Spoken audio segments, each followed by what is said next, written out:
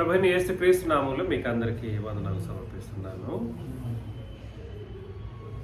ఇవాళ క్రీస్తు పుట్టుకకు సంబంధించిన కొన్ని ప్రాముఖ్యమైనటువంటి విషయాలు ఆలోచన చేస్తాం.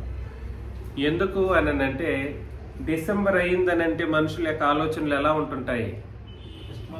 క్రిస్మస్ పండగ, ఆయన పుట్టారు అని చాలా సంతోషకరంగా ఆ నెలంతా జరగాలని చెప్పేసి పాశ్చాత్య దేశాలలో సాక్షాత్తు అంటే యేసు ప్రభు అప్పుడే పుట్టినట్లుగా, ఆ రోజు పుట్టినట్లుగా భ్రమించి 10 రోజులు 15 రోజులు లీవులు సహితం పొందుకోవటం లాంటి కార్యక్రమాలు చూస్తూ ఉంటాం.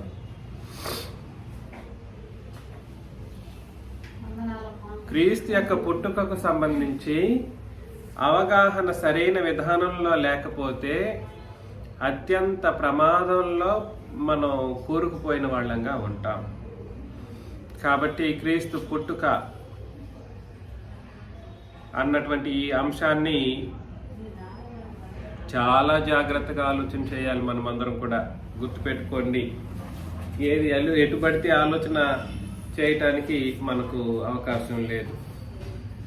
మత్తయి సువార్త 1వ అధ్యాయంలో 18 నుండి 20 వచనాలు మనం చదివినప్పుడు, మత్తయి సువార్త 1వ అధ్యాయం 18 నుండి 20 వచనాలు, యేసు జనన విధమెట్లనగా ఆయన తల్లి అయిన మరియ యోసేపునకు ప్రదానం చేయబడిన తర్వాత, ప్రదానం చేశారు, పెళ్లి చేయలేదు. యోసేపుకు మరియకు ప్రధానం మాత్రమే జరిగింది. ఏం జరగలేదు?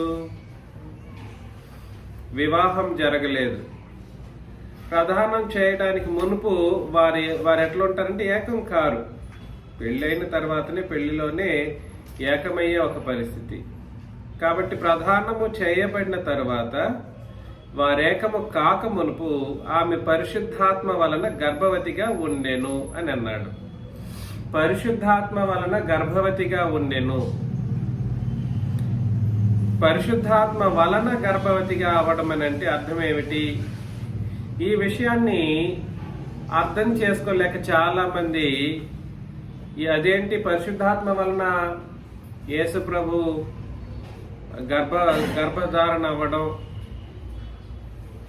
అప్పుడు యేసు ప్రభువుకి తండ్రి ఎవరవుతారనంటే పరిశుద్ధాత్మ అవగలడేమో అనే ఉద్దేశాన్ని కనీసం లోకం ముందు చెప్పడానికి సహితం ఇబ్బంది పడి ఈ వచన భాగాన్ని సరిగ్గా వివరించలేని స్థితిలోకి మనుషులు ఉండడం, ఈ వచన భాగాన్ని చదవలేరు, చదివినా కూడా సరే ఈ విషయాన్ని వివరించలేరు. కాబట్టి ఆమె పరిశుద్ధాత్మ వలన గర్భవతిగా ఉండినప్పుడు పరిశుద్ధాత్మ బట్టి ఆయన పుట్టారు అనడానికైనటువంటి ప్రయత్నం చేయాల్సి వస్తుంది. అప్పుడు యేసు ప్రభువుకి తండ్రి ఎవరవుతారు, ఎవరయ్యే అవకాశం ఉంది అని అంటే ఎవరయ్యే అవకాశం ఉంది? పరిశుద్ధాత్ముడు తండ్రి అయ్యే అవకాశం ఉంది. కానీ అది అలాగా ఆలోచన చేయటానికి గ్రంథం ఒప్పుకోదు. పరిశుద్ధాత్ముడు వలన యేసు ప్రభు గర్భధారణ అయ్యారు మరియమ్మ కడుపులో, ఆమె గర్భంలో అనేటువంటి మాట వాస్తవం, రాయబడిన మాట వాస్తవమే. కానీ దాని అంతరార్థాన్ని గుర్తించాల్సినటువంటి పరిస్థితి నేటి క్రైస్తవులంగా మనకందరికీ ఉంది. దాంట్లో ఒక అంతరార్థం దాగి ఉంది. పరిశుద్ధాత్మ వలన గర్భవతిగా ఆమె మారడం అనే దానికి అంతరార్థం ఉంది. అంతరార్థాన్ని గుర్తించకపోతే మాత్రం నిజంగా ఇది లిటరల్ గా తీసుకుంటే ఎవరు తండ్రి అయి ఉండాలి యేసు ప్రభుకి? పరిశుద్ధాత్మ వలన యేసు ప్రభు గర్భధారణ అయ్యారు కాబట్టి యేసు ప్రభుకి పరిశుద్ధాత్ముడే తండ్రి అవ్వాల్సిన అవసరం వస్తుంది. కానీ అలాగా వచనం ఒప్పుకోదు, గ్రంథం అంగీకరించదు. అటు చెప్పలేని స్థితి. అందుకని చాలా మంది ఈ లేఖన భాగాన్ని చదువుతూ ఉన్నప్పుడు దాన్ని వివరించలేని స్థితిలోకి వెళ్ళిపోతూ ఉంటారు, స్కిప్ చేస్తూ వెళ్ళిపోతూ ఉంటారు. ఇది చాలా చాలా తప్పు కార్యక్రమం అన్నమాట. అందుకని 19లో ఆమె భర్త అయిన యోసేపు నీతిమంతుడై ఉండి ఆమెను అవమానపరచనొల్లక రహస్యముగా ఆమెను విడనాడ ఉద్దేశించును. ప్రదానం చేయబడింది. యోసేపు మరియా ఏకం కాలేదు. అప్పటికే ఆమె గర్భధారణ అయ్యింది, గర్భవతిగా ఉంది. ఇంక ఇతను ఏమవుతున్నాడంటే చాలా చతికిల పడిపోతూ ఉన్నాడు. అదేంటి, ఈ మరియా అప్పుడే గర్భం ధరించిందా? ఇది నా వలన కలిగినది కాదే, మరి నేనేం చేయాలి అని అతను నీతిమంతుడిగా ఉన్నందుకు ఏం చేశాడంట అంటే ఆమెను అవమానపరచనొల్లట్టుగా. నీతిమంతుల యొక్క ప్రాముఖ్యమైనటువంటి ఒక ఆలోచన ఏమిటంటే ఇష్టం వచ్చినట్లు మనుషుల్ని అవమానపరచరు. అది పాత నిబంధన కావచ్చు, క్రొత్త నిబంధన కావచ్చు. నీతిమంతులంటే సహోదరుల్ని అవమానపరచరు. 20వ వచనం, అతడు ఈ సంగతులను గురించి ఆలోచించుకుంటూ ఉన్నాడు. నిద్రాహారాలు లేకుండా ఆలోచిస్తా ఉన్నాడు, బాధపడతా ఉన్నాడు. ఇదిగో ప్రభువు దూత స్వప్నమందు అతనికి ప్రత్యక్షమై దావీదు కుమారుడైన యోసేపు నీ భార్య అయిన మరియను చేర్చుకొనుటకు భయపడకము. దావీదు కుమారుడైన యోసేపు, నీ భార్యను నువ్వు చేర్చుకో, దానికి భయపడొద్దు. ఆమె గర్భము ధరించినది పరిశుద్ధాత్మ వలన కలిగినది అని అన్నాడు. మరలా అదే మాట చెప్పాడు. ఆమె గర్భం ధరించింది ఎవరి వలన కలిగిందంట? పరిశుద్ధాత్మ వలన. అదేమిటి పరిశుద్ధాత్మ వలన అంటున్నాడు? పరిశుద్ధాత్మ వలన కలిగినప్పుడు ఆమె గర్భధారణకు కారకుడు పరిశుద్ధాత్ముడు అనే ఆలోచన చేసినప్పుడు వాస్తవానికి ఈ పరిశుద్ధాత్ముడు యేసు ప్రభువుకి ఏమై ఉండాల్సిన అవసరం వస్తుందని అంటే తండ్రి అవ్వాల్సిన పరిస్థితి ఉంది. కానీ దానికి గ్రంథం ఒప్పుకోదు, వాక్యం ఎక్కడా చెప్పబడలేదు, చెప్పదు కూడా. కాబట్టి దీనిలో అంతరార్థం ఏమిటి అనే ఆలోచన మనం చేసినప్పుడు ఒక్క చోటే చదివితే కొన్ని వచనాలను బట్టి మాత్రం మనం నిర్ధారణ చేసుకున్నాం అనుకోండి, మనం తప్పులో కాలు వేసిన వాళ్ళం అవుతాం. లేఖనాలు ఒక వచనాన్ని చదివేసి అన్నిటికీ మనం ఒకటే విధంగా ఉండాలని ఆలోచన చేసుకోవటం చాలా పొరపాటుతో కూడినటువంటి ఆలోచన విధానం. చాలామంది వాళ్ళ ఒక్క వచనం చూపెట్టేసి ఆ వచనాన్ని బట్టి ఏదేదో మాటలు మాట్లాడుతూ ఉంటారు, ఏదేదో కనెక్షన్స్ పెంచుతూ ఉంటారు. అలాగా చేయటానికి అవకాశం లేదు. కాబట్టి ఆయన పుట్టుకలో సందర్భం ఏమిటో మనం ఆలోచన చేస్తూ ఉన్నాం. పుట్టుకలో ఆయన జనన విధానం ఎట్లుందో విషయాన్ని మనం ఆలోచన చేస్తూ ఉండగా లూకాసు వార్తలో మొదటి అధ్యాయం 31 నుండి 35 వచనాలను మనం చదివినప్పుడు, ఇదిగో నీవు గర్భము ధరించి కుమారుని కని ఆయనకు యేసు అను పేరు పెట్టుదువు. నీవు గర్భం ధరిస్తావు, కుమారుని కంటావు, ఆయనకి ఏమని పేరు పెడతావు? యేసు అని పేరు పెడతావు. ఆయన గొప్పవాడై సర్వోన్నతుని కుమారుడు అనబడును. ఇక్కడ చెప్పేశాడు, ఆయన గొప్పవాడై ఏమని పిలువబడతాడు? సర్వోన్నతుని కుమారుడు అనబడును అని అన్నాడు. ఇక్కడ చాలా మంది దీనికి ట్విస్టింగ్లు పెట్టారు. మరలా ఈ క్రీస్తు సంఘం అని అబద్ధాన్ని ఉపదేశించి వల్లించి అపవాది బోధలు చేసేవాళ్ళు ఇక్కడ ఒక ట్విస్ట్ పెట్టారు. ఆయన గొప్పవాడైనప్పుడు సర్వోన్నతుని కుమారుడు అవుతాడు అన్నట్లుగా. ఎలాగా అంటే గొప్ప కార్యక్రమం చేసినప్పుడు దేవుని కుమారుడు అని పిలువబడతాడు అన్నట్లుగా చెప్పారు. కానీ ఆయన గొప్పవాడై అని అంటే అర్థం ఏమిటంటే పెద్దవాడై. ఆయన గొప్ప కార్యాలు చేసినప్పుడు ఒక్క కార్యం గురించి చెప్పబడట్లేదు. యేసు ప్రభు దేవుని కుమారుడు అని చెప్పబడటానికి ఆయన గొప్పతనం ఏమిటో నిరూపించబడేటువంటి కార్యక్రమాలు జరగవలసినటువంటి పరిస్థితులు ఉన్నాయి.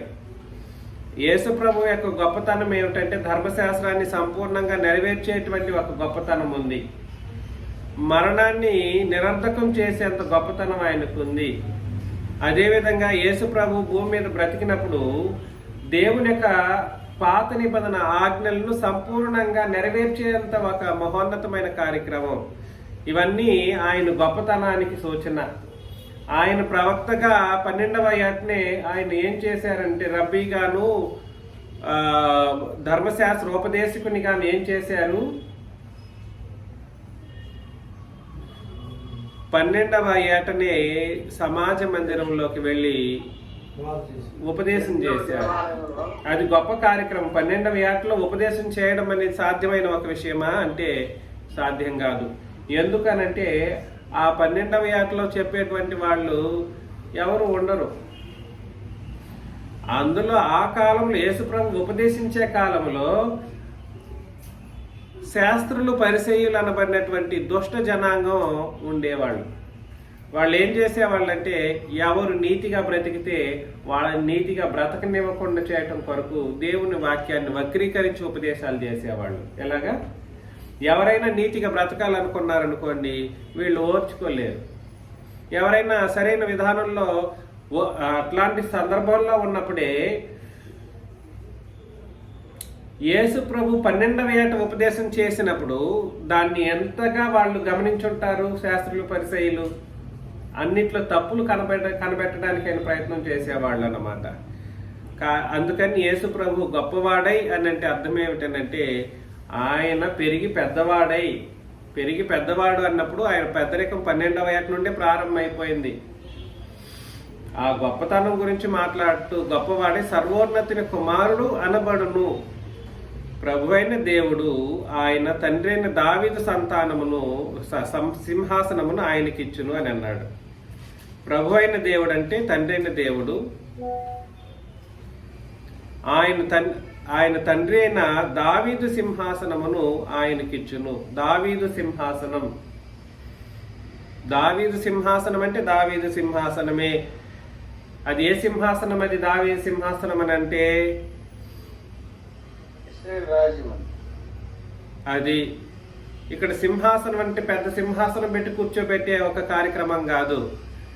ఇశ్రాయేలీయులను ఏలుబడి చేసే ఆత్మ సంబంధమైన రాజరికము అని అర్థం అన్నమాట. ఏంటంటే అది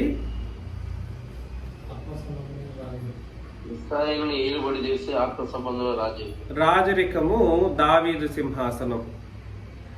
దీన్ని మనుషులు ఏమనుకుంటుంటారంటే యేసు ప్రభువుని దావీదు సింహాసనం మీద కూర్చోబెట్టారు, దావీదు సింహాసనం మీద కూర్చోబెట్టారు. దావీదు సింహాసనం అనేది యుగ యుగాలు ఉండే సింహాసనం కాదు. ఆ నిబంధన కొట్టివేయబడినప్పుడు, ఏ నిబంధన? పాత నిబంధన కొట్టివేయబడినప్పుడు దావీదు సింహాసనం కూడా కూల్చేయడం జరిగింది. ఏం చెప్పాను చెప్పండి?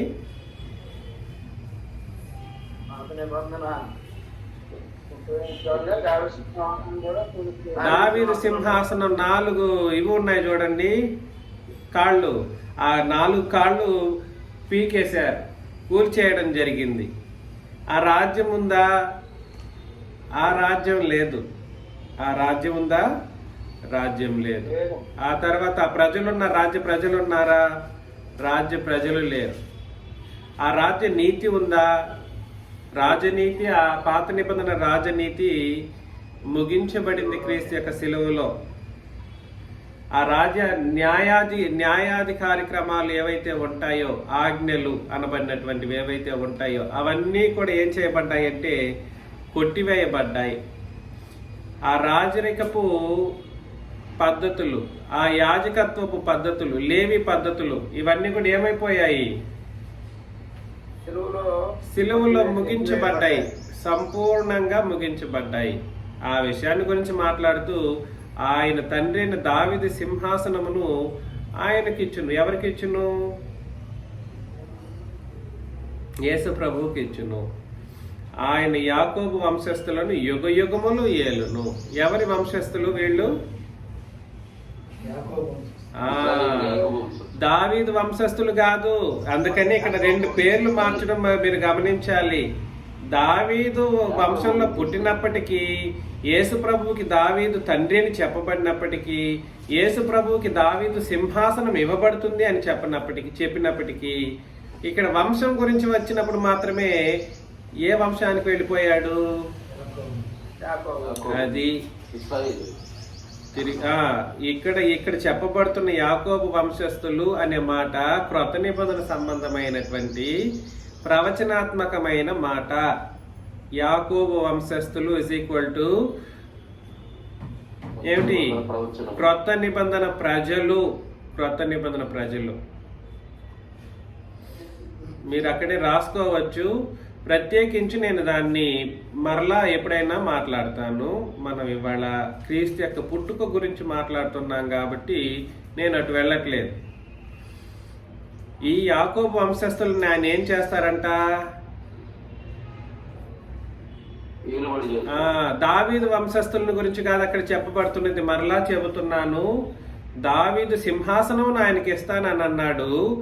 దావీదు సింహాసనం యుగ యుగాలు ఉండబోయేది లేదు, కానీ యాకోబు వంశస్థులు యుగ యుగాలు ఉంటారు కాబట్టి ఆయన రాజ్యము అంతము లేనిదై ఉండునని ఆమెతో చెప్పాను అని అన్నాడు. ఆయన రాజ్యం, ఈ రాజ్యం ఏ రాజ్యము? దావీదు సింహాసనానికి సంబంధించిన రాజ్యం కాదు, క్రొత్త నిబంధన రాజ్యము అంతము లేనిదై ఉండునని ఆమెతో చెప్పాను. అందుకు మరియా, నేను పురుషుని ఎరుగని దాననే. ఎలాగా? పురుషుని ఎరుగని దాననే, ఇది ఎలాగూ జరుగునని దూతతో అనగా, దూత పరిశుద్ధాత్మ నీ మీదకి వస్తాడు. ఎవరు వస్తాడు? పరిశుద్ధాత్మ వస్తాడు. వచ్చినప్పుడు సర్వోన్నతుని శక్తి నిన్ను కమ్ముకొనును. ఎవరి శక్తి? సర్వోన్నతుని శక్తి. ఈ సర్వోన్నతుడు ఎవరు? తండ్రి అయిన దేవుడు. ఇది శక్తి ప్రభావం వలన కలిగినటువంటి ఒక పుట్టుక, యేసు ప్రభువు యొక్క పుట్టుక. ఇది మనుష్య ఇచ్చలను బట్టి లేదా మనుష్య కోరికలను బట్టి కలిగినటువంటి పుట్టుక కాదు. యేసు ప్రభువు యొక్క పుట్టుక అది రక్త మాంసములకు సంబంధించినటువంటి పుట్టుక కాదు. ఇది మొత్తం కూడా సరే ఇక్కడ వివరణ ఇస్తూ ఉన్నాడు. అందుకని ఎవరు వచ్చినప్పుడు ఇది జరుగుతుంది అని అంటే, పరిశుద్ధాత్మ నీ మీదికి వచ్చినప్పుడు. ఎలాగా? పరిశుద్ధాత్మ నీ మీదికి వచ్చును, సర్వోన్నతిని శక్తి నిన్నేం చేస్తుంది? కమ్ముకొను. గనుక పుట్టబోవు శిశువు పరిశుద్ధుడై దేవుని కుమారుడు అనబడును. పుట్టబోవు శిశువు పరిశుద్ధుడై ఏ కుమారుడు? ఎవరి కుమారుడు అనబడును? అందుకని పరిశుద్ధాత్మకు కుమారుడు కాదు యేసు ప్రభు. పరిశుద్ధాత్మ వలన పుట్టిను అని చెప్పినంత మాత్రాన పరిశుద్ధాత్మకు కుమారుడు కాదు యేసు ప్రభు. ఇక్కడ కారణం పరిశుద్ధాత్మ వలన పుట్టాను అని అంటే అర్థం ఏమిటి అని అంటే, ఒక దేవుని యొక్క మహాశక్తి ఒక మనిషిని కమ్మడం అని అంటే అది కుదరని ఒక పని. మనం తట్టుకోలేం. ఈ మనిషి శరీరం అనేది దేవుని యొక్క మహాశక్తికి తట్టుకోలేదు. దానికి అంతే సమమైనటువంటి శక్తి కలిగిన ఇంకొక ఆయన ఉంటేనే తప్ప, ఆయన యొక్క శక్తి ఉంటేనే తప్ప దైవ శక్తి, మహాదేవుని యొక్క శక్తి ఆ స్త్రీ యొక్క గర్భంలో ప్రవేశించలేదు. అందుకని ఆమె లోపల ఆల్రెడీ వచ్చినది ఎవరు? పరిశుద్ధాత్ముడు. ఎలాగా? ఆమె లోపల ఆల్రెడీ వచ్చున్నది ఎవరు అని అంటే పరిశుద్ధాత్ముడు. ఆమెని బలం చేసి, ఆమెని ఒక స్ట్రెంథెన్ చేసి, ఈ మహాదేవుని శక్తి కమ్మేటట్లుగా చేయడానికి, తట్టుకునేటట్లుగా నిలబెట్టగలిగింది ఆమె శరీరాన్ని. ఎవరనంటే తిరిగి అట్లా చెప్తాడు, పరిశుద్ధాత్ముడు. పరిశుద్ధాత్ముడు ఆమెలో ముందుగానే దిగినందుకు ఆమెని బలపరిచి మహాదేవుని శక్తి ఆమెను కమ్ముకునేటట్లుగా చేసింది పరిశుద్ధాత్ముడు. అందుకని మత్తయి సువార్తలో అలాగే రాశాడు. ఏమని రాశాడంటే, పరిశుద్ధాత్మ వలన నువ్వు గర్భవతి అవుతావు అని అన్నాడు. అర్థమవుతుందా? పరిశుద్ధాత్మ వలన గర్భవతి అవడం అని అంటే పరిశుద్ధాత్మను బట్టి కాదు అక్కడ జరిగింది కార్యక్రమం. ఆ మహాదేవుని శక్తి ఈమెని కమ్మాలి అని అంటే మానవ మాతృరాలు ఆ శక్తికి ఈమె తట్టుకోలేదు. ఈ భూమి మీద ఏ మనుషులు తట్టుకోలేరు. ఆ మహాశక్తికి ఈ సర్వలోకము తట్టుకోలేదు. అట్లాంటిది అసలు దేనికి పనికిరానటువంటి మట్టి శరీరంలో తన శక్తిని పంపడం కొరకు ఉపయోగపడి ఆమెను నిలబెట్టినటువంటి మహాశక్తి సంపన్నుడు ఎవరు అని అంటే పరిశుద్ధాత్ముడు. కాబట్టి పరిశుద్ధాత్ముని వలన కలిగాడు యేసు ప్రభు అనే దానికంటే దేవుని శక్తి కమ్ముకొనుటను బట్టి. కాబట్టి క్రీస్తు పుట్టుక ఎలా జరిగింది అని అంటే మహాదేవుని శక్తి, తండ్రి అయిన దేవుని యొక్క శక్తి ఆ మరియ స్త్రీని కమ్ముకోవటాన్ని బట్టి, దానికి పరిశుద్ధాత్ముడు తన మీద ఉన్నదాన్ని బట్టి క్రీస్తు యొక్క గర్భధారణ, క్రీస్తు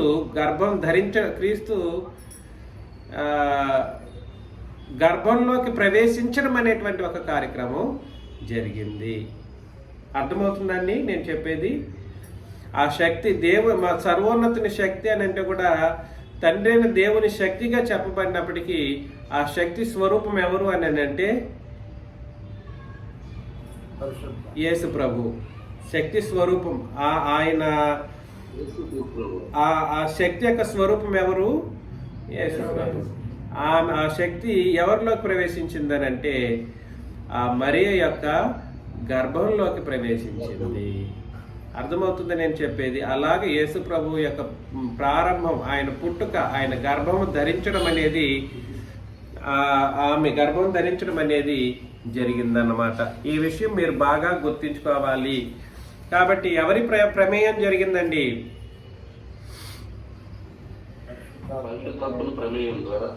ఎవరి ప్రమేయం అంటే క్రీస్తు యొక్క పుట్టుకకు ప్రమేయం ఎవరు? ప్రథమ ప్రమేయం ఎవరని అంటే పరిశుద్ధాత్ముడు. రెండవ ప్రమేయం ఎవరని అంటే మరియమ్మ. మూడవ ప్రమేయం ఎవరు అని అంటే యేసు, తండ్రి అయిన దేవుడు, ఆయన శక్తి. నాలుగవ ప్రమేయం ఏమిటంటే ఆ శక్తి స్వరూపము ఈ యేసు ప్రభు ఆమె గర్భంలోకి ప్రవేశించింది. ఇలాగా నలుగురి యొక్క ప్రమేయము ద్వారా యేసు ప్రభు యొక్క భౌతిక సంబంధమైన పుట్టుక జరిగింది. శక్తి స్వరూపమైనటువంటి క్రీస్తు యేసు ఆమెలో ప్రవేశించడం అన్నది కూడా సరే సామాన్యమైనటువంటి విషయం కాదు. అర్థమవుతుంది కదండి నేను మీకు చెప్పేది? సర్వోన్నతుని శక్తి నిన్ను కమ్ముకొనును అని చెప్పేటువంటి ఈ మాటలో ఇది సాధారణమైనటువంటి విషయం కాదు. అలా పుట్టుక, యేసు ప్రభువు యొక్క పుట్టుకకు గర్భం ధరించడం అన్నది వాస్తవంగా జరిగిందన్నమాట. కానీ ఇదేదో శరీరేచ్ఛల వలన కలిగింది అన్నట్లుగా మనం ఊహించడానికి లేదు. ఎవరి ప్రమేయం లేదు ఇందులో. యోసేపు యొక్క ప్రమేయం లేనే లేదు. ఎవరి ప్రమేయం లేదు? యోసేపు యొక్క ప్రమేయం లేదు. ఇది ఎందుకొరకు జరిగింది? క్రీస్తు యొక్క పుట్టుక ఎలా జరిగిందో ఆలోచన చేశాం. ఎందుకొరకు జరిగిందో కూడా మనం పరిశీలన చేయాలి. ఎందుకొరకు జరిగింది? ఏమైనా ఐడియా ఉందా ఎవరికైనా?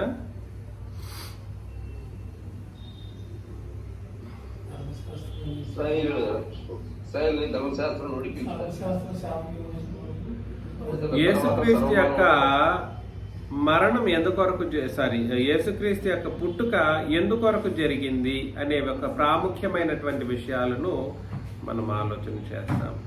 కాకపోతే ఇందులో చాలా చాలా చాలా విషయాలు దాగి ఉన్నాయి. ఆయన పుట్టుకలో ఏమేమి దాగి ఉందో కూడా మనం చూడబోతున్నాం. నంబర్ 1,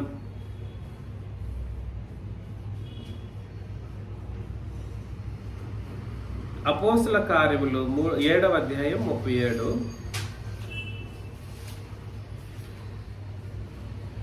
అపోస్తుల కార్యములు 7వ అధ్యాయం 37వ వచనం ఎవరైనా చదవండి.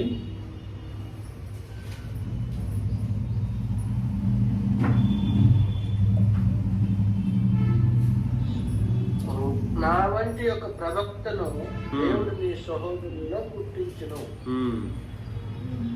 అని ఇశ్రాయేలుతో చెప్పిన మోషే ఇతడే.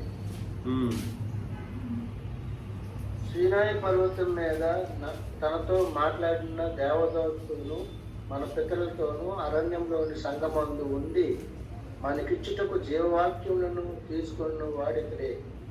చూసారా? మోషే చెప్పి పెట్టున్నాడంట. ఎక్కడ? ఎప్పుడు? మోషే బ్రతికినప్పుడు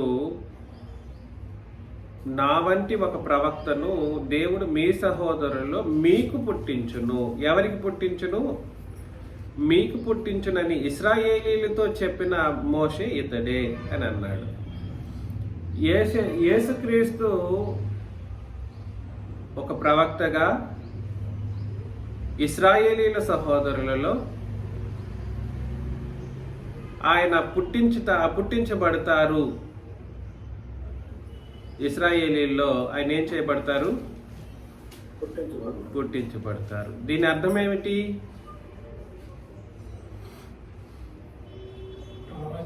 ఆయన కూడా ఇది ప్రవచనం. ఈ విషయము ఎక్కడ చెప్పడం జరిగిందనంటే ద్వితీయోపదేశకాండం 18 చదవండి.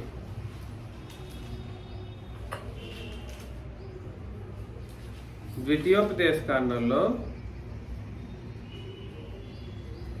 18 19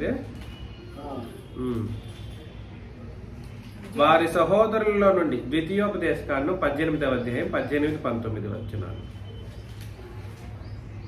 17 కూడా. మరియు యెహోవా నాతో ఇట్లా నేను వారు చెప్పిన మాట మంచిది, వారి సహోదరులలో నుండి నీ వంటి ప్రవక్తను వారి కొరకు పుట్టించదును, అతని నోట నా మాటలు నుంచెదను, నేను అతనికి ఆజ్ఞాపించినది యావత్తు అతడు వారితో చెప్పును అని అన్నాడనమాట. అతడు నా నామమును చెప్పు, నా మాటలను వినని వారిని గూర్చి విచారణ చేసేదను అని అన్నాడు. ఇది ఎప్పుడు చెప్పారు తండ్రి అయిన దేవుడు అని అంటే ఒక యేసు ప్రభు పుట్టుకకు 3000 సంవత్సరాలకు ముందు చెప్పడం జరిగింది. ఎన్ని వేల సంవత్సరాలు? యేసు ప్రభు పుట్టుకకు 3000 సంవత్సరాల ముందు చెప్పాడు. అంటే ముందుగా 3000 సంవత్సరాలకు ముందు చెప్పడం అని అంటే అది ఏమై ఉంటది? ప్రవచనం. యేసు ప్రభు పుట్టుక ఎందుకొరకు అని అంటే ఇశ్రాయేలీల కొరకు అనేటువంటి ఒక విషయాన్ని ముందుగానే ప్రవచనం చెప్పడం జరిగిందా లేదా? జరిగింది. ఎవరి కొరకు పుట్టారు? ఇశ్రాయేలీల కొరకు. అపోస్తల కార్యములు 13:23లో కూడా, అపోస్తల కార్యములు 13వ అధ్యాయం 23, అతని సంతానము నుండి దేవుడు తన వాగ్దానం చొప్పున ఇశ్రాయేలు కొరకు రక్షకుడకు యేసును పుట్టించెను అని అన్నాడు. ఆయన పుట్టుక గురించి మనం ఆలోచన చేస్తున్నప్పుడు ఆయన ఎందుకు పుట్టారు అని అంటే ఇశ్రాయేలీలను రక్షించడం కొరకు పుట్టారంట. ఏంటి ఇశ్రాయేలీల రక్షణ? ఇశ్రాయేలీలు ఎందుకు రక్షించబడాలి? ఆల్రెడీ వాళ్ళు దేవుని ప్రజలే కదా, వాళ్ళు దేవుని రాజ్యమే కదా, వాళ్ళకేమి రక్షణ అవసరం? వాళ్ళకి ధర్మశాస్త్రం ఇయ్యబడింది కదా, వాళ్ళకి ఆజ్ఞలు ఉన్నాయి కదా, వాళ్ళకి నీతి నియమాలను పాటించేటువంటి పద్ధతులు ఉన్నాయి కదా, వాళ్ళకి లేవి యాజకత్వం ఉంది కదా.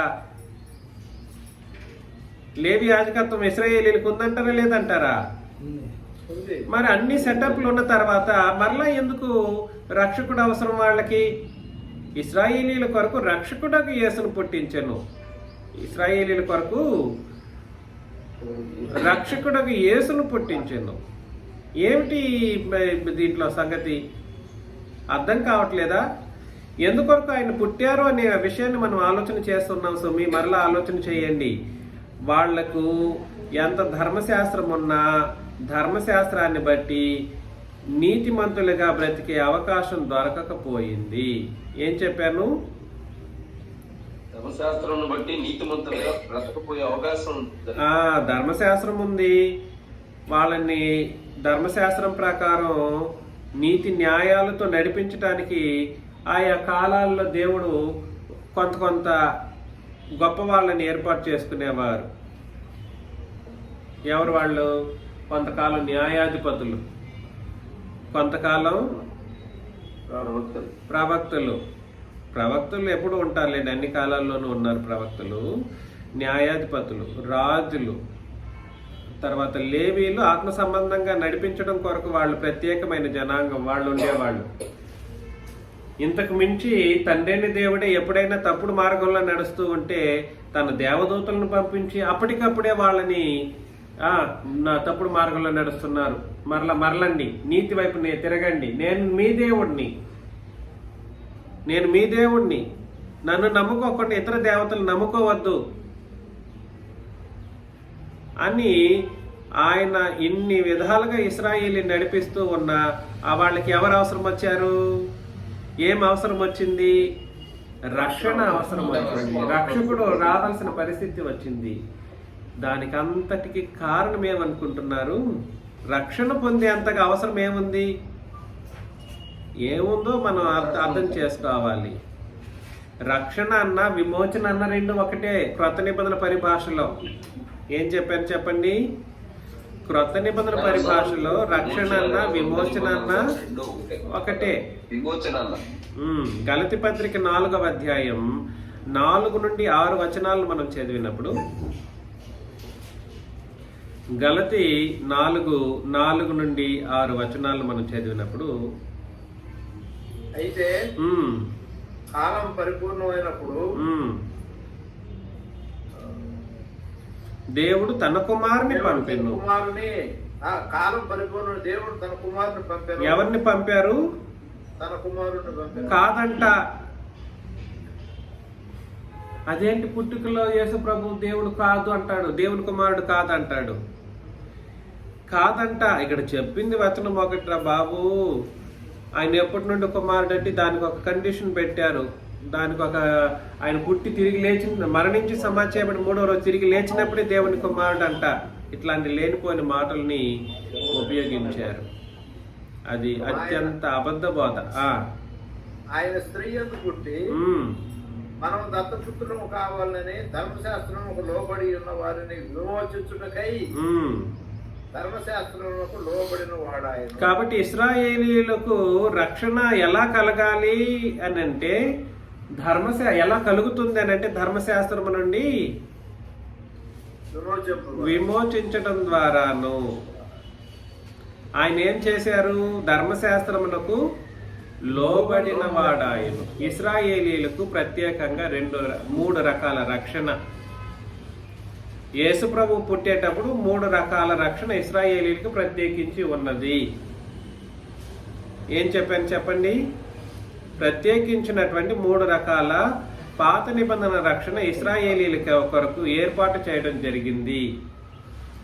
మొదటి రక్షణ ఏమిటంటే సున్నతి పొందటం వాళ్ళ యొక్క ప్రథమమైనటువంటి చేతితో చేయబడినటువంటి రక్షణ. చేతితో చేయబడినటువంటి రక్షణ.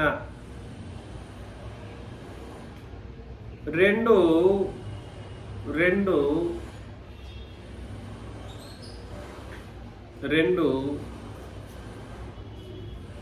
వారి రక్షణ ఏమిటంటే ధర్మశాస్త్రాన్ని పాటించడం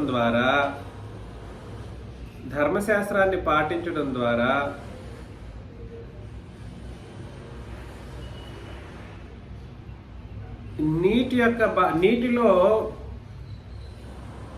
నీటిలో బాప్తిసం తీసుకోవడం అనేటువంటి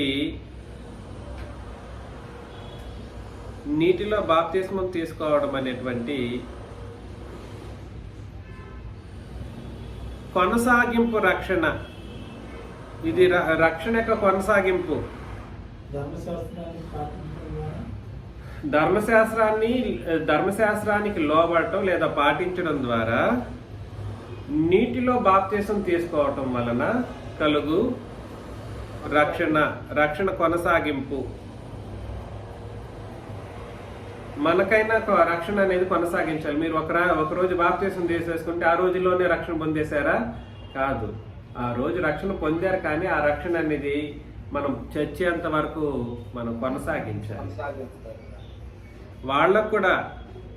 వాళ్ళకి కాకపోతే ప్రత్యేకంగా ప్రతి ఒక్కరూ ఏం చేయాలంటే ఆ రక్షణ మేము కలిగి ఉన్నాం అనడానికి ఆత్మ సంబంధంగా వాళ్ళు నీళ్లలో బాప్తిసం తీసుకోవాలి. ఒక ఇశ్రాయేలీయులు యేసు ప్రభు బ్రతికినప్పుడే కాదండి, ఆయన పుట్టుకకు మునుపున్నటువంటి ప్రతి ఇశ్రాయేలీయుడు బాప్తిసం తీసుకున్నవాడే. నేనేం చెప్పాను? యేసుక్రీస్తు పుట్టుక మునుపు ఆ, ప్రతి ఇశ్రాయేలు కూడా ఆ. నీటి బాప్తిజం తీసుకున్నవాడు. ఎగ్జాక్ట్లీ ప్రతి ఇశ్రాయేలీయుడు నీటి బాప్తిస్మం తీసుకున్నవాడే. ఇందులో ఏ ఒక్కరికి మినహాయింపు లేదు. నేను చెప్పేది మీరు దయచేసి ఆలోచన చేయండి. మూడవ ముఖ్యమైనటువంటి రక్షణ ఏమిటనంటే ఇశ్రాయేలీలకి ధర్మశాస్త్రము నుండి శాశ్వతంగా విమోచించబడేటువంటి ఒక రక్షణ. ధర్మశాస్త్రము నుండి లేదా ధర్మశాస్త్ర శాపము నుండి శాశ్వతంగా విమోచించబడేటువంటి శాశ్వత రక్షణ.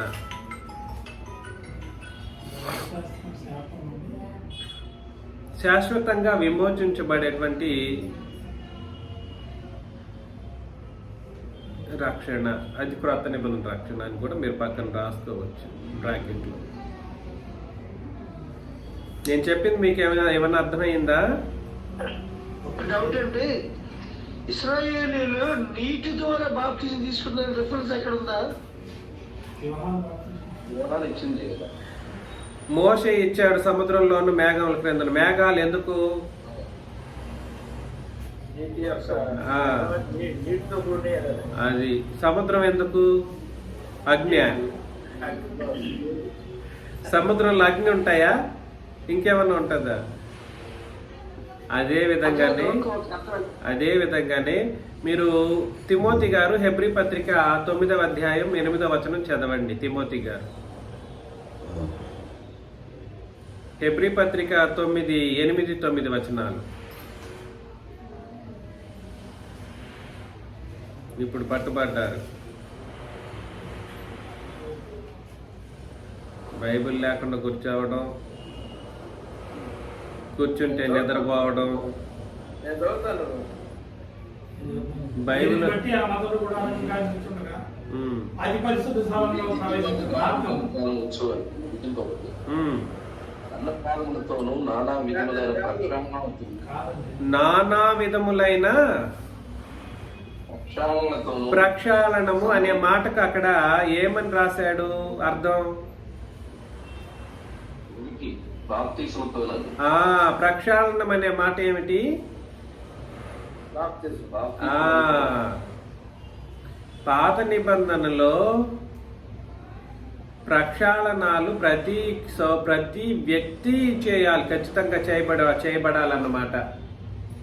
అర్థమవుతుంది నేను చెప్పేది? దిద్దుబాటు కాలం అనగా ధర్మశాస్త్రం కొట్టివేసేంత కాలం వరకు జరిగింది. ఎంతకాలం జరిగింది అది? తిమోతి గారు చదవాలి. తిమోతి గారు ఇంకా చదవలేదు. తిమోతి గారు అంటే వేరే వాళ్ళు చదువుతారు. మ్యూట్ తీసి చదవండి. అందుకే క్వశ్చన్స్ లాస్ట్లో అడగండి అని చెప్పేది. ఆ గుడారము ప్రత్యక్షం కాలమునకు ఉపమానముగా ఉన్నది. ప్రస్తుత కాలమునకు ఉపమానం. మనసాక్షి విషయములో ఆరాధకునికి సంపూర్ణ సిద్ధి కలుగు చేయలేని అర్పణలను బలులను అర్పింపబడుతున్నది. ఇది దిద్దుబాటు జరుగు కాలము వచ్చే వరకు విధింపబడి అన్నపానములలోను నానా విధములైన ప్రక్షాళనలతోను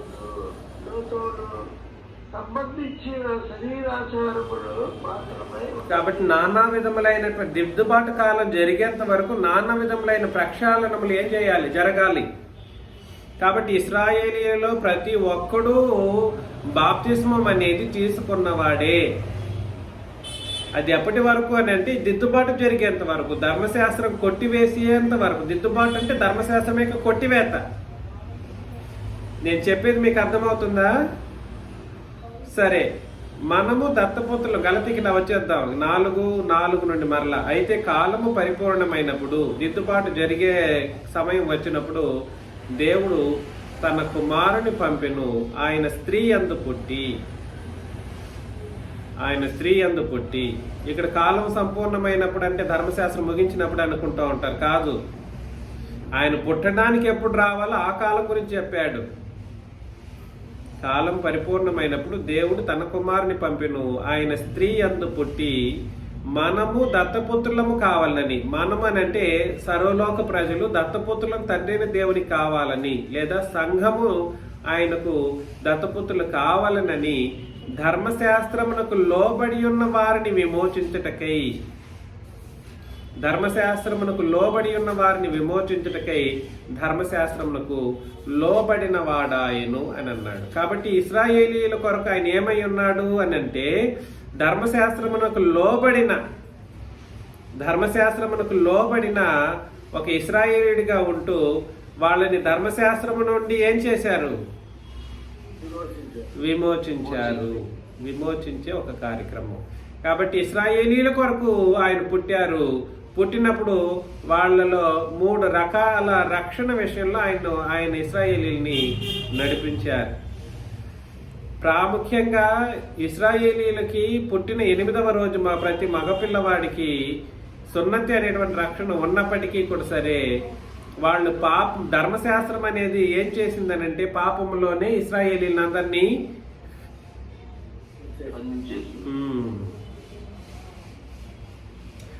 బంధించినందుకు ఆయన ఏం చేశారు? దానిని నెరవేర్చే కోణంలో ఉపదేశం చేస్తూ ఆయన ఏం చేశారంటే ధర్మశాస్త్రము యొక్క నీటి బాప్తిస్మం ద్వారా ఇశ్రాయేలీల్ని రక్షించే కోణంలో ఇశ్రాయేలీలకు రక్షకుడిగా ఆయన బ్రతికారు. ఆయన ధర్మశాస్త్రాన్ని కొట్టివేయడం ద్వారా సిలువలో మూడవ రకమైనటువంటి శాశ్వత రక్షణను ఇశ్రాయేలీలకు ఇచ్చేశాడన్నమాట. కాబట్టి 3 రకాల రక్షణ. ఇంకోటి కూడా చెప్పొచ్చు, సాతాను నుండి మరణం నుండి విడిపించెను, సాతాను నుండి మరణం నుండి విడిపించును. 4వది అది కూడా రాసుకోవచ్చు, అది కూడా చదువుతాం కాకపోతే. కాబట్టి క్రీస్తు యొక్క పుట్టుక ఎవరి కొరకు ప్రత్యేకించి? ఇశ్రాయేలీల కొరకే.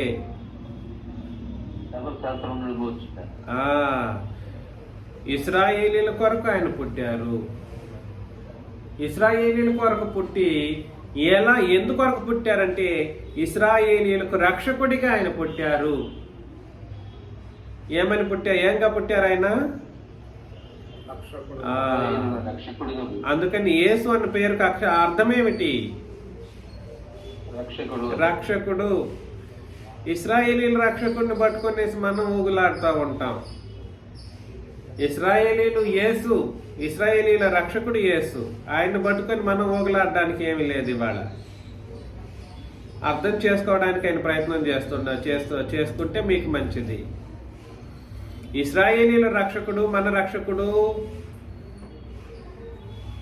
ఒకే ఐడెంటిటీని కలిగి ఉన్నప్పటికీ కూడా సరే రక్షణ కార్యక్రమాలు వేరు. ఆ ఇశ్రాయేలీల రక్షణే వేరు, మన రక్షణ వేరు. ఐడెంటిటీ అన్నంత మాత్రాన ఆ మాటకు వస్తే ఆ ఐడెంటిటీ కూడా చేంజ్ అయిపోతుంది. మీరు చూస్తారు. మత్తయి సువార్త 20:28 కూడా సరే, మత్తయి సువార్త 20:28 అలాగే మనుష్య కుమారుడు పరిచారము చేయించుకొనుటకు రాలేదు కానీ, ఇక్కడ మనుష్య కుమారుడు అన్నాడు. మనిషి కుమారుడు పరిచారం చేయించుకొనుటకు రాలేదు కానీ పరిచారము చేయుటకును అనేకులకు ప్రతిగా విమోచన క్రయధనముగా తన ప్రాణమునిచ్చుటకు వచ్చునని చెప్పాను. క్రయధనం ఏమిటి? క్రయధనం అనేకులకు ప్రతిగా విమోచన క్రయధనముగా తన ప్రాణమును ఇచ్చుటకు వచ్చెను. క్రయధనం. ఒకరికి విమోచన జరగాలని అంటే దానికి ప్రతిగా మరొకటి జరిగి తీరాలి. అది విమోచన క్రయధనముగా ఈయన చేయాలి. అనేకులకు ప్రతిగా విమోచన క్రయధనముగా తన ప్రాణమునిచ్చుటకు. ఇందులో మీకు అర్థం కావాల్సినటువంటి విషయం ఏమిటనంటే, ఇది ఒకవేళ మీరు ప్రవచనాత్మకంగా తీసుకున్నా తప్పులేదు, కానీ నిబంధనాత్మకంగా మనం ఆలోచన చేసినప్పుడు ఇది ఏ నిబంధన కిందకు వస్తుంది? మత్తయి సువార్త 20 పాత నిబంధన లేదా ధర్మశాస్త్రం. ఇక్కడ అనేకులు అనబడినటువంటి వాళ్ళు ఎవరై ఉంటారు? ఇశ్రాయేలీలు అయి ఉంటారు. వాళ్ళ యొక్క వాళ్ళకు విమోచన క్రయధనముగా అని అన్నప్పుడు ధర్మశాస్త్రం ప్రకారం ఏదైనా ఒక పాపం పోవాలంటే ఖచ్చితంగా వాళ్ళు ఏం చేయాలండి? బలి అర్పించాలి, జంతువును వధించి తీరాలి. పాపం పోదు, అయినా గాని ఏమవదు? ఎత్తు బలులు అర్పించిన దానివల్ల సంపూర్ణ సిద్ధి కలదు. ద్వారా పాపాన్ని కప్పివేస్తున్నారు. అది పోదు, పాపం పోదు. జంతువు రక్తముల ద్వారా పాపాలు పోవు, అలాగే ఉంటాయి. పాపాలు జంతువుల రక్తం ద్వారా పోవడం అనేది ఒక అసాధ్యమైనటువంటి క్రియ, అసాధ్యమైనటువంటి కార్యక్రమం. అందుకని ఏం చేశాడంటే పాపము ధర్మశాస్త్రం ద్వారా పాపం పెరిగి పెరిగి పెరిగి అది ఏమైందనంటే వీళ్ళు ఇశ్రాయేలీలు తీర్చలేనంత రుణముగా పాపము మారిపోయింది, రుణంగా. అందుకని క్రయధనముగా యేసు ప్రభు ఏమయ్యారనంటే తన ప్రాణం పెట్టడం ద్వారా ధర్మశాస్త్రాన్ని కొట్టివేస్తే ఇంక రుణం ఉంటుందా? రుణం ఉండదు. ఇది దీని యొక్క వాస్తవికమైనటువంటి అర్థం అన్నమాట. నేను చెప్పింది మీకు ఎవరికైనా అర్థమైందా? ధర్మశాస్త్రం వలన పాపము అంటే ఏమిటో తెలిసి వచ్చింది. పాపం అంటే ఏమిటో తెలిసి రావడం ద్వారా ఏం జరిగింది? పాపము విస్తరించింది. అలా పాపం విస్తరించి విస్తరించి విస్తరించి ఇశ్రాయేలీలు తీర్చుకోలేనంత పాపముగా ధర్మశాస్త్రం మారిపోయింది. తీర్చుకోలేని పాపాలు ఎక్కువైపోయాయి. ఎంత బలులు సమర్పించినా కుదరనటువంటి ఒక పనిలోకి వాళ్ళు వెళ్ళిపోయారు. అలాంటి సందర్భంలో యేసు ప్రభు ఏం చేశారంటే అనేకులకు ప్రతిగా విమోచన క్రయ ధనముగా తీర్చుకోలేని రుణముగా పాపమును ధర్మశాస్త్రం కల్పిస్తే ఆ రుణం అవసరం లేదు, నేను ఒక ఉదుటిన దాన్ని తీసేస్తానని ధర్మశాస్త్రాన్ని నెరవేర్చి నీతిమంతుడిగా నెరవేర్చి దాన్ని ఏం చేశారంటే కొట్టివేయడం ద్వారా, తన ప్రాణాన్ని అర్పించి కొట్టివేయడం ద్వారా ఏం చేశారనంటే క్రయధనముగా తన ప్రాణాన్ని ఇచ్చేశాడు. అర్థమవుతుందా? అందుకని ఆయన అన్నాడు, మనిషి కుమారుడు ఏం చేయటానికి రాలేదు అంటే పరిచారము చేయించుకొనుటకు రాలేదు. పరిచారం చేయించుకొనడం అన్నా ఆరాధన చేయించుకొనడం అన్నా రెండు ఒకటి. ఆయన ప్రత్యేకించి చెప్పినటువంటి పరిస్థితుల్లో పరిచారము, పరిచర్య, సేవ, ఆరాధన, పూజ ఇలాంటి పదజాలాలు ఉంటాయే, ఆ పదజాలాలు సరైన సందర్భంలో సరైన విధానాలలో అర్థం చేసుకోవాలి. మనిషి కుమారుడు భూమి మీద బ్రతికినప్పుడు ఆయనకు పరిచారం చేసిన మనుషులు అనేకులు ఉన్నారు. ఆయన పరిచారం చేయడానికి సిద్ధంగా ఉన్న వాళ్ళు కోకొల్లలు. ఆయన ఎవరో తెలుసుకోలేనటువంటి ప్రజలు కూడా ఆయన పుట్టిన వెంటనే వెళ్ళి ఆయనకు పరిచర్య చేశారు, ఆయన్ను పూజించారు, ఆయనకు మ్రొక్కిరి. అయినా కానీ ఆయన వద్దని చెప్పలేదు, ఆయన ఇంటెన్షన్ చెబుతున్నాడు. వద్దని చెప్పడం వేరు, ఇంటెన్షన్ చెప్పడం వేరు. నేను చెప్పేది మీకు అర్థమవుతుందా? నా ఇంటెన్షన్ కూడా మీకు చెబుతూ ఉంటాను. నేను మీ ప్రీచర్ని. నా ఇంటెన్షన్ ఏమిటి? నేను అనేక సందర్భాల్లో నా ఇంటెన్షన్స్ చెబుతూ ఉంటాను.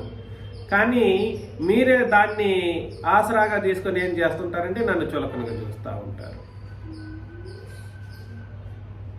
నా ఇంటెన్షన్ నేను చెబుతున్నాను, దాన్ని బట్టి మీరు నాకు ఇవ్వాల్సిన గౌరవం నాకు ఇవ్వాలా వద్దా? మీ ప్రీచర్గా నాకు ఇవ్వాల్సినటువంటి గౌరవాన్ని నాకు ఇవ్వాలి.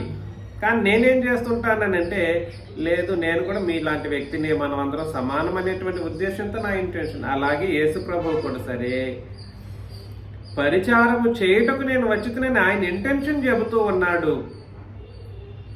ఆ పరిచారంలో ఏమి దాగి ఉందనంటే తన ప్రాణం అనేటువంటి తన ప్రాణం అనేటువంటి క్రయధనము అక్కడ ఉంది. ఆ క్రయధనం ఎందుకనంటే ఆ పాపం వలన కలిగినటువంటి రుణం ఏదైతే ఉందో, ఎలాగా పాపం వలన కలిగినటువంటి ధర్మశాస్త్రం పాపాన్ని విస్తరించి తీర్చుకోలేనంత రుణంగా మార్చివేసిన సందర్భంలో ఇశ్రాయేలీయుల్ని ఆ రుణాన్ని తీర్చడం కొరకు తన ప్రాణం అనే క్రయధనాన్ని యేసు ప్రభువు ఇచ్చి ఏం చేశారనంటే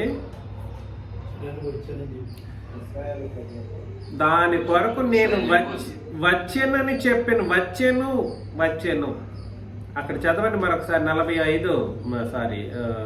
20 అధ్యాయం లేదా మార్కు 10:45 కూడా అదే మాటనే చెప్తాడు, చదవచ్చు. మార్కు 10:45.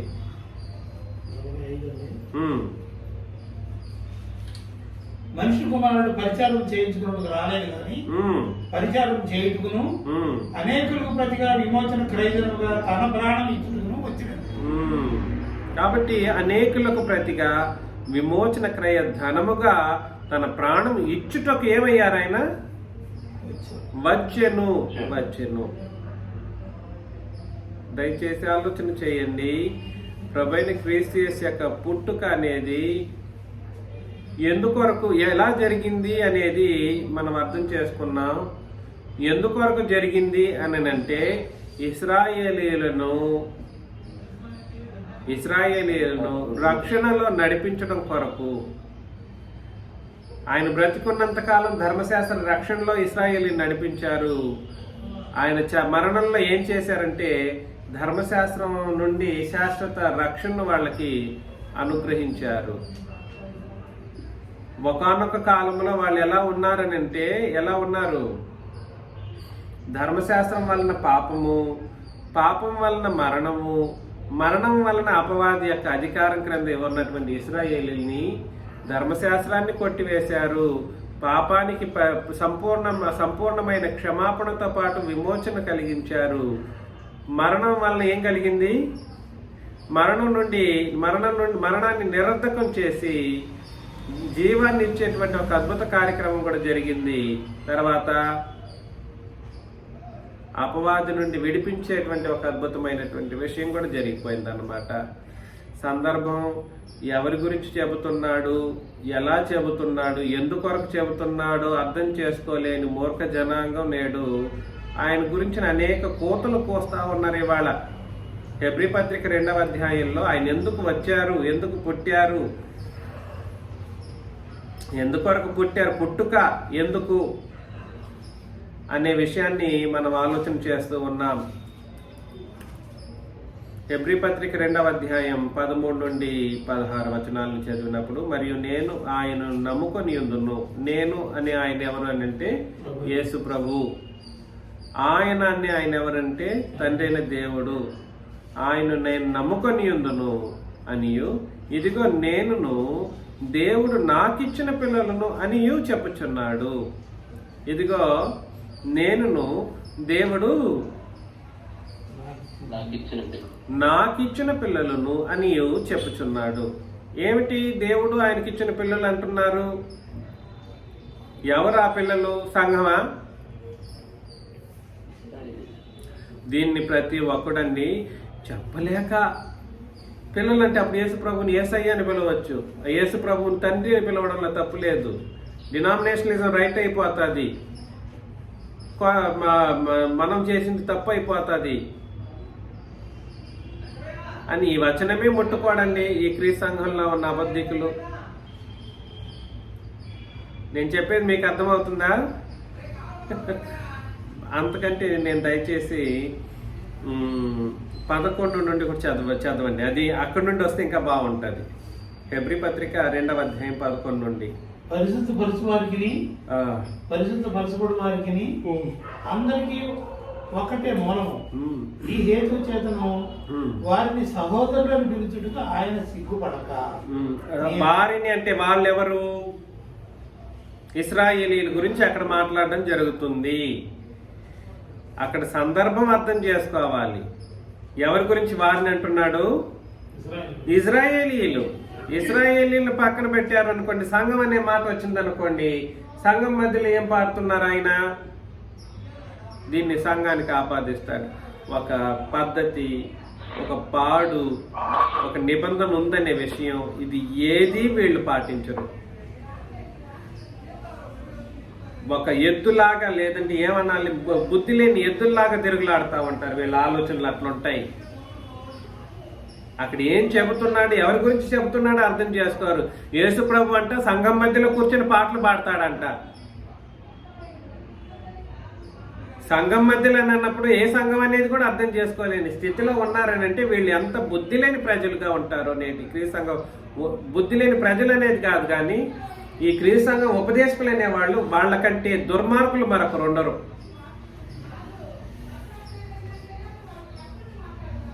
ఆయనంట సంఘంలో కూర్చొని పాటలు పాడతాడంట. అక్కడ చెప్పబడుతున్న సందర్భం ఏమిటి? చదవండి 12. నీ నామమును నా సహోదరులు ప్రచురపరుచు. ఆ నా సహోదరులు అనే వాళ్ళు ఎవరు? సంఘమా? సంఘం కాదు. నీ నామమును నా సహోదరులకు నేనేం చేస్తాను? ప్రచురపరుస్తాను. సమాజం మధ్య నీ కీర్తిని గానం చేతును. అవును, సమాజం మధ్య నీ కీర్తిని నేనేం చేస్తాను? గానం చేస్తాను. ఏ సమాజము? సమాజ మందిరాలు అంటారు చూడండి, సమాజ మందిరాలు. పాత నిబంధనలో సమాజ మందిరాలు ఉండేవి. ఆ సమాజంలో నేను వెళ్తాను. దాన్ని ఏమంటారంటే ఇంగ్లీష్లో టబర్నకిల్ కాదు, సమాజ మందిరాలను ఏమంటారు? మర్చిపోయా నేను కూడా.